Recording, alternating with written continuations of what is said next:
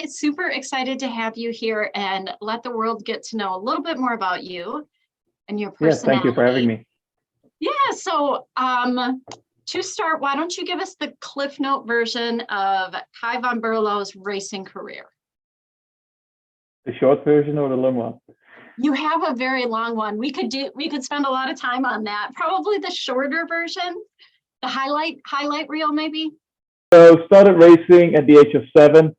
My dad always raced. Yeah, not always. I mean, in the last when I grew up, he was racing just as a hobby, not full time. So spent quite a bit of time at the racetrack. Eventually went into go-karting myself together with my brother Glenn. He's 1 year younger than me, and progressed through the karting route. Eventually made a jump to race cars back in 2017. Started off in LMP3, did a full season European Le Mans Series, and later on Asian Le Mans Series. The year after, I made the jump to Porsche Carrera Cup because I felt like I needed to be in an environment where I could really develop myself. And I do think Porsche Carrera Cup offers something like this. So did a couple of races in Porsche Benelux, not a full season, followed by a full season in Porsche Carrera Cup Germany. This was in 2020, the same year COVID hit. So obviously the whole season was shortened. And it was the same year I moved to the States, something we will probably talk about later. When I moved to the States, I still did Carrera Cup Germany, eventually finished that championship and made the switch to Carrera Cup North America. That's where my career with Kellymoss began. Now fast forward to 2 seasons in Porsche Carrera Cup North America, whereas I did last year the IMSA Endurance Championship in LMP3 with Riley as well as the European Le Mans Series also in LMP3. And and this year I'm back with Kellymoss, but this time around in GTD. A very non-traditional start. Most people hop into a Mazda Miata when they go from karting to cars. Hopping into an LMP3 is quite a progression and quite a jump. Did your brother take the same leap, or did you guys both go into LMP3, or did you go different directions? We went different directions. First of all, I ended up in LMP3. It wasn't really our decision. At the time, I was working closely with Renger van der Zande. He's driving for Cadillac right now in GTP, as well as Nicky Katzberg, also a GT driver. And they were helping me out, and they were like, Kai, you should go into endurance racing. And my dad, I didn't really say anything, but my dad was like, don't you guys think this is too big of a step? They were like, no, it's going to be all right. So I went into LMP3 and I did well. So that's how that whole story began. With regards to my brother, he stayed in karting for another year. He was actually racing for CRG at the time, the factory. So he had a really good karting program, and eventually he made the switch to single seaters as opposed to endurance racing. The reason behind this, I don't really know exactly. It just happened to be that way. I did some single seater testing as well before I made the decision to go into LMP3. But I guess there were just more opportunities for me in P3. So that's why we made the switch. And Glenn went into single seaters. He did 1 year in F4, another year in F3, and then made the switch to endurance racing as well. So I guess that's a good segue. We can tell by your accent that you are not actually from Miami, which is where you're living now. Why don't you tell us a little bit about where you're from and how it came that you are located here in the United States now? 3 years in the US and the accent still isn't the same. It's disappointing. No, you're super close. There's just little hints of it. No, it's actually a good story. When I finished my, I was considering going to the US. A lot of people think I moved to the US for racing. It's actually the other way around. I moved to the US to study here. The reason I wanted to go to the US, I've raced here before, and I've visited the US several times, always enjoyed it. And I was like, I got to do something outside of my comfort zone. So let's move to the US. So that's what I did. And at the time I was like, I don't know what I'm going to do with racing. I never said I was going to quit, but I said, let's move to the US, let's get settled, let's make sure I get everything organized when it comes to my studies. And eventually I got back into racing, which is a whole other story. But as I said earlier, initially I went to the US to study. I'm studying at the University of Miami, majoring in economics and minoring in finance, and having a great time there. So what people might not realize about you when just seeing you on the track is you're incredibly studious, like probably one of the most studious people I've ever met in my life. Oh, You take your efforts and your time incredibly seriously. So No, it's correct. Last year, you were running full-time with Kellymoss. You were also running in 2 other series. You were also a full-time student. And you somehow juggled all of that and continued to run very frequently and be very diligent about your studies and all of that. So where does all of that come from, that drive that you have? That's a good question. I don't really have an specific answer. I would say growing up, I think my parents always, raised us in a way, and told us to put effort in whatever we're doing. When we were doing the karting championships, we always did it by ourselves, run our own team, which obviously requires a lot of effort. And Glenn and I were basically running that by ourselves. So preparing everything, going to the track early, building the tents, and making sure that everything is in place before you actually go to driving. And, you grow up in the sport, and one of the requirements, not really a requirement, but I know my parents appreciated the fact that we still wanted to study, and that's what they always recommended us as well. You can put your balls in one basket, but it's better to just do several things, and you have an alternative in case something changes. So I've always been studying while I've been racing, and I guess growing up, I just got used to it, the fact that you need to handle several things at the same time. Mm-hmm. That being said, last year was for sure my busiest year ever. Yeah. I was full-time enrolled and tried to take as many credits as I could at the same time. I think I had 107 flights last year, obviously all over the US and Europe. So, and at the same time, you want to do well in racing. So it's not like that you can basically stop sleeping and just work 24/7, because then you're going to compromise racing as well at school. So finding that balance, it's a very fine line. But I've always enjoyed making the most out of my day. I still do. I feel like time is precious, even though I'm young. You never know what happens tomorrow.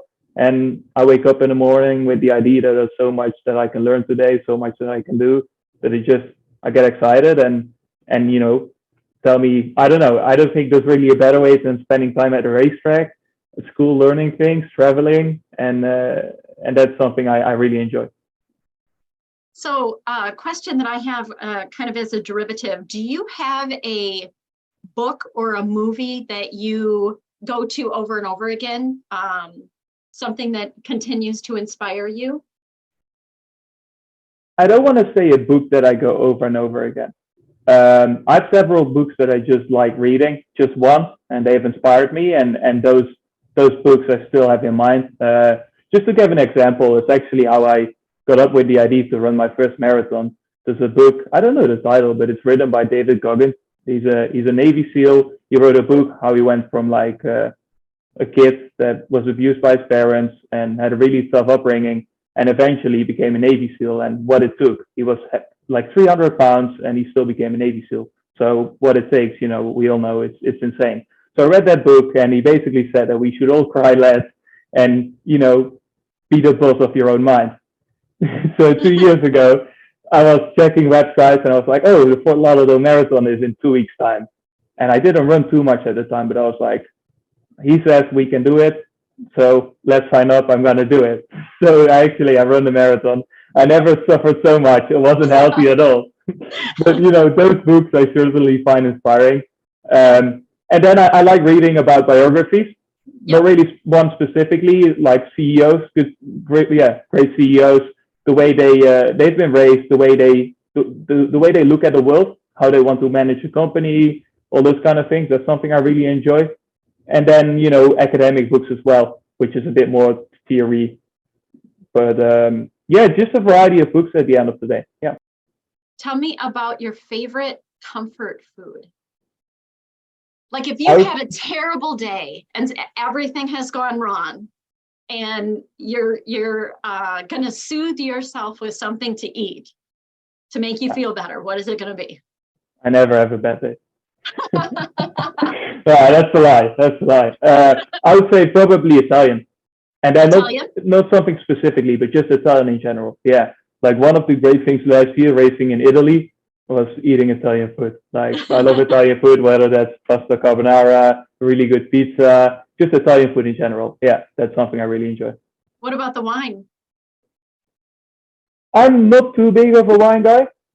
I'm getting into it slowly, but I certainly once in a while, when I'm with parents or there's something to celebrate, a good glass of red wine, definitely not white. I don't like white at all. A good glass of red wine is something I can enjoy with a steak or something. Yeah, Yep. okay. Where do you think you'll be in 5 years? Cool. I need a crystal ball to answer that question. Very difficult to say. I would say where I will be, I don't know. Where I want to be is I certainly want to continue to progress in racing, continue to establish a relationship within teams such as Kellymoss as well as Porsche. Obviously, Porsche has given me a great opportunity this year, so I hope I can continue building on that in the future. And when it comes to maybe I would be racing on a daily basis. Maybe I could certainly see myself at some point running a business or something, or starting a business, something for myself. So what's it gonna be? Obviously, very much depends on the opportunities that come up in the next couple of years, and we'll see. But I'm pretty much open-minded when it comes to that. I just try to make the most out of my day, and we'll see. I certainly do think that decisions made today impact future decisions as well. So we'll see how it turns out. I think that's completely reasonable. What is the top speed you've ever run? On a racetrack? Yes, on the racetrack. you know your top speed, like just running your land speed, the Kay land speed record? Yeah, I do. No, that's not a record. Not a record. I wish. Otherwise, if that would be a record, I wouldn't be racing right now. Fastest car I've ever driven was I did a test in an LMP2 car back in 2021 in Portimao in Portugal. And I think in kilometers an hour, we went up to like 310 by the end of the straight. And in miles, that's like 180, if I'm correct. Wow. Around 180. So that car was really quick. Yeah. Yep. Yeah. Have you had any scary moments on the track where you were like, this is going to be really bad?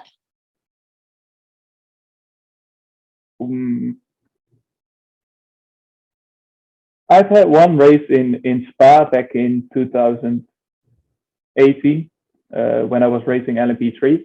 It was pouring rain, and they should have red flagged it way earlier. Eventually they did. But it was so bad, the driving conditions. I was driving on the straight, the P2 was passing me, and you have the LED lights. But like not even a second after they passed me, I couldn't see the lights anymore. Wow. And that was just like, I'm not scared when it comes to driving or anything. But at that point, I was like, we were actually in second place, not far away from the leader. So you continue driving, obviously. But I was like, this can never, end up well. And eventually, 10 minutes later, they red flagged the race. But that was really a moment where I was like, this is insane. I couldn't see anything. I couldn't see the flagging stations. I couldn't see the people behind me, in front of me. I couldn't even see the wall or the barriers right next to me. It was just, I've never seen anything like it. Well, I'm glad they red flagged it, and your story ended a little bit differently. I was at the edge of my seat for a little bit there. Speaking of running in the rain, actually, when the conditions are not so treacherous, you seem to really enjoy running in the rain. And your run at Road America last year was completely crazy and all kinds of fun to watch because you do a great job in the rain. So you obviously don't mind the varying track conditions. Oh, I actually love driving in the rain. At the end of the day, I like different conditions. And I feel like in the rain, it's really up to the driver. You really start to drive with your butt, to say so. Racing drivers know what I mean by that, but it's really, you can feel how much grip there is. And you go out on track, and if it's dry, it's dry. Obviously, there are different grip levels, but it's dry. So the range of grip levels is pretty tight. Whereas in the rain, it can be full wet, it can be half wet, it can be drying. There are so many different conditions, so this range is way bigger. But you need to explore the whole range in order to feel what you're capable of, what the car is capable of at that point, and how much grip there is actually out there. But the only way to do that is by finding the edge, going maybe over it, and then taking a step back and exploring those conditions on track. That's actually something I really love.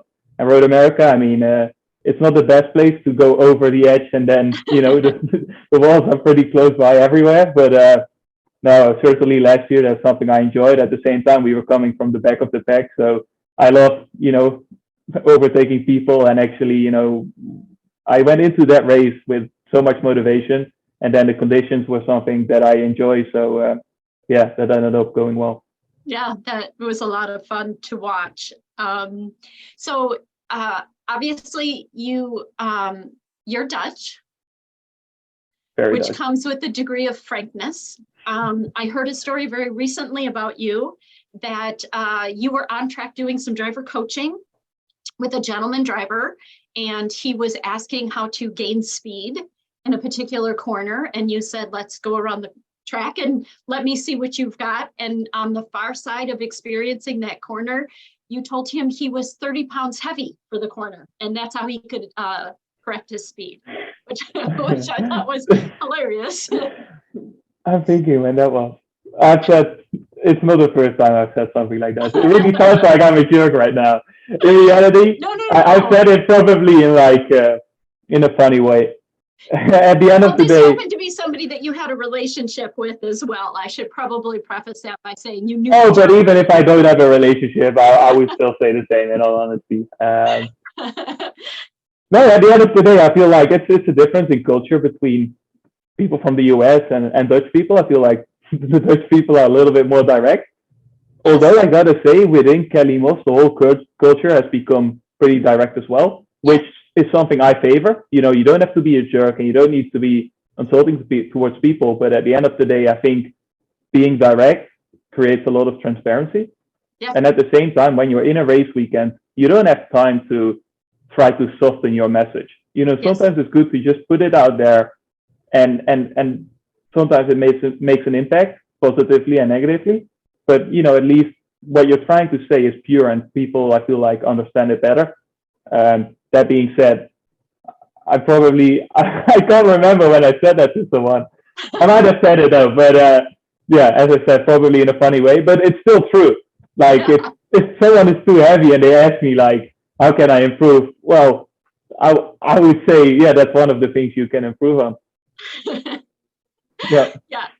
I think that quite honestly, when you're speaking to the fact that our team is better with that, I would say for sure that's one of the things that we've learned is they're, stemming from obviously Chiel, who is our engineer, being Dutch, and you as well, the messaging of like, we don't have time, and the energy that's necessary to try to decipher what you're trying to say to me with all these different layers of communication. Let's just say it like it is and go from there. It's been a good message for the whole company. And I'm really grateful that we have the diversity that we do and seem to manage a lot of different cultures. But we definitely enjoy the directness, and it's something that we all appreciate and laugh a lot about. No, at the same time, it's exactly what you just said. It's all about diversity. There has to be a balance. You can't be direct 24/7. Sometimes you have to be direct in certain situations. Sometimes you have to be a bit more indirect, I would say. But that's one of the things when I first started driving for Kellymoss. That's something that straight away I was like, it clicked. It just the way I communicated with the people within the team, obviously, also because Giel was already there. So that's certainly something I think that's a big plus within the team, and certainly something that has helped us succeed over the past couple of years. Yeah, absolutely. So besides the painfully direct, you'll be faster if you get into shape, which is really, really often the primary message that a lot of people should be receiving, quite honestly. And then there's also people don't want to spend a whole lot of time thinking about the mindset because it's not as much fun. Somebody would rather have you tell them a better way to manage braking points or a better way to manage turns or passing or defending, when actually mindset is so much of the game. But that said, what are 3 bits of advice that you would give aspiring drivers? It really depends on the experience level. One of the things I would say, if you're starting off, make sure you get the technique right. Don't go, I mean, I'm not saying you shouldn't go out there on a track day, but don't do several track days without any support from a coach or an engineer. Unless you're going to be a natural super talent, which I don't think there are too many out there, there's a really high chance that you're going to learn the wrong technique. And it's way easier to learn the wrong technique than to, get rid of it later on. So if you go to track days or you want to get better at driving, get a coach. Someone who can just say, focus on this, that, and make sure you get the right techniques. I'm thinking if there's anything else like that. That's like the main point for sure. Go to a variety of different tracks is something I would say. You see a lot of locals that keep going back to the same track, and then they are really comfortable at some point, and then they get a chance to drive elsewhere, and they are just shocked because everything is different. It doesn't feel familiar anymore. Yeah. So in case you're an aspiring driver, try to go to a variety of tracks. So at the end of the day, you try to create like a baseline technique that you will be able to apply to any track you go to, as opposed to getting a technique in place that applies to one track only. If you go to a variety of tracks, you will be able to apply it to different tracks, and I think that makes anyone a better driver. Yeah. And the third thing is make sure you drive a good car in the sense that it's technically ready, or from a technical standpoint, ready to go on track. It's well maintained. You have the right people around you. Because at the end of the day, I've seen it with plenty of guys. They try to save $1 by doing everything themselves. They have the car in the garage and they bring everything to the track. But then either they are struggling the whole day because they have technical difficulties, or the car doesn't have the right balance, or all those little kind of things. Better to make sure you have the right people around you. You have good equipment. That makes the learning process much faster. It makes the day much more enjoyable. And at the end of the day, everyone will be better off. What is one message you would give your fans? Do I have fans? You definitely have fans. I would say come to the racetrack. Reach out. Cheers! What a great. No, really. In all honesty, and always when people go to the racetrack, always reach out. Stop by, say hi, and have a chat. Sometimes people say that I look grumpy. I'm not very inviting from the outside, but I just want to say I am. And when you see me on track somewhere, I just reach out, say hi, and I happily show you around and have a chat. So that's one thing I definitely want to say. I think you're studious, right? It's very clear that you take life seriously, but one of the things that we didn't discuss is how old are you? 22. 22, yeah. So we have always joked that the first time I met you, you presented as a 34-year-old, and you've aged from there, right? The way that you tackle your life and your responsibilities and how you go about things is definitely mature, but beyond your age. However, it was really fun to see at the Daytona 24 when you have other drivers that are more peers for you, to see you laughing and joking, and some of that was really fun because we don't get to see that side of you very much. But I think when people see you, if you've got a few moments, you're reflective, and so I can see where they would feel intimidated to come talk to you. So I think it's a good message to give. No, at the end of the day, I try to strike a balance when it comes to that. One of the reasons I feel like in Daytona, we had a bit more of a laugh. There are so many things in endurance racing, especially in GTD, that are, compared to Carrera Cup, that are outside of your control. And when I feel like there's anything in my control that I can still improve, you will always see me walking around with a studious face and serious, and, because the job has to get done. But at some point, and one of those moments was in Daytona, you've done everything you could on your end, and then the other 70% is outside of your control. And then I'm always down for some fun and joking around a little bit. Yeah. So, favorite F1 driver? Max Verstappen. Yeah, for sure. What about favorite driver overall? Any series, any racing? I don't want to say favorite driver. I've been watching certain drivers, and I've always enjoyed watching them. One of them is actually from the Porsche family, Kevin Estre. He's French, raced for Porsche as a factory driver already for a long time. But something I've always enjoyed when I watched him is his aggressiveness on track, passing people and the way he does it. Even though, sometimes I remember this pass on the straight in the Nürburgring. It's a 24-hour race, two wheels in the dirt. I think they were going like over 160 miles an hour or something. Pretty early on into a 24-hour race. I mean, that's something I do appreciate about driver. And it's actually funny because I ended up racing against him, actually the same stint in Daytona. It was me, Jan Hele, and Kevin Estre, the three of us together, and battling it out. So, when you watch those drivers and eventually you're racing against them yourself, it's obviously a very cool thing. Yeah, that's fantastic. That's fantastic.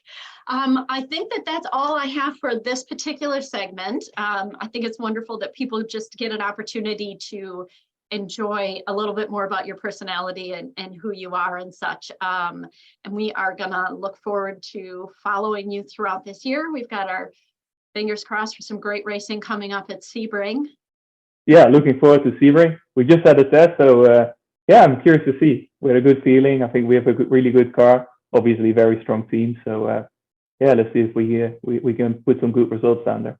Yeah, that sounds great. Well, thank you so much for joining me, and we'll look forward to talking to you more soon.